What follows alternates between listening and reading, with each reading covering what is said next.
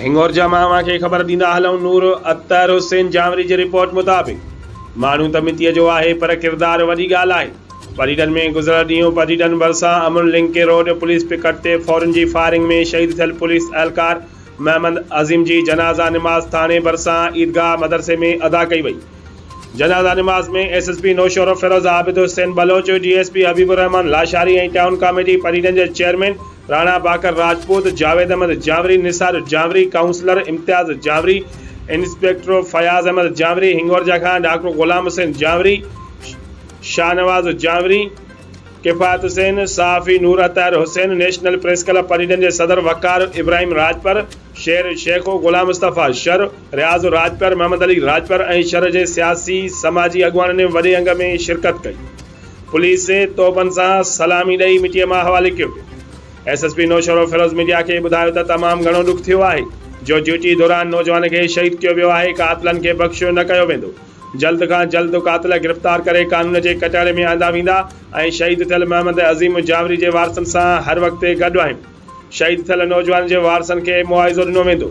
ॿिए पासे 15 कलाक गुज़री वञण बावजूदि जवाबदार गिरफ़्तार न थियण करे SHO परीडन जाबिर लाहौरी मुअत्तल, नओं नानो रईसो गुलाम कादिर जावरी, भाउ अली रज़ा, चाचो एसाए दाऊद जावरी, सोटो एडवोकेट फयाज़ अहमद जावरी, मामो जावेद अहमद जावरी, हाउस परीडन ते ताज़त जो सिलसिलो जारी आहे। जो पोस्टमार्टम थे पियो ही उतां कंहिं तस्वीर कढी आहे हिन जी जेको मां चवंदुसि ॾाढो गैर अख़लाक़ी हरकत कई आहे, जंहिं बि कई आहे हुनजी मां इंक्वायरी पंहिंजो करायां पियो ऐं जेको सज़ा ॾींदुसि। पोस्टमार्टम रूम में जेको आहे माण्हू ईअं ई हूंदो आहे, ठीकु आहे, उन या तस्वीर न कढणु खपे या न हलाइणु खपे। के हिसाब से जो भी इनके जो पैकेजेस हैं, जो आरटी साहब की तरफ से, गवर्नमेंट ऑफ की तरफ से जो चीज़ें तय की गई हैं उन्हीं के मुताबिक होगी। इनको नौकरियाँ भी मिलेंगी और जो उनका वर्षा को जो है अपना मुआवजा है सब। ॿियो जेको पुलिस एहलकारनि सां गॾु हुयो उन हिकिड़ो बयानु ॾिनो त मूंखे जेको आहे हथियार कोन सिरे लठी ऐं हालांकि हुनखे जेको आहे हथियार हुयो हेॾी ॾुखे वक़्त में, हालांकि मेले जो दौरु आहे ऐं दहशतगर्दी आम आहे, उनजे बावजूदि हुन ॿिए खे हथियार छो न हुयो ऐं उनजो छा सबबु आहे जो इन हिकिड़े जे हथियार खे खणी बि विया ऐं इनजो छा चवणु चाहियो?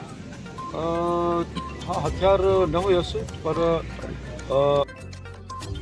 कंहिंखे ख़बर हुई कि इहो थियणो आहे, ठीकु आहे न, ऐं ॿ असलो हुजनि, ॿ हुजे वरी बि थी वञे वाक़ियो, त मां हिनखे माना वरी बि इल्ज़ाम न ॾींदुसि त असलो हिकिड़े वटि न हुयो त तंहिं करे बिगड़ी विया।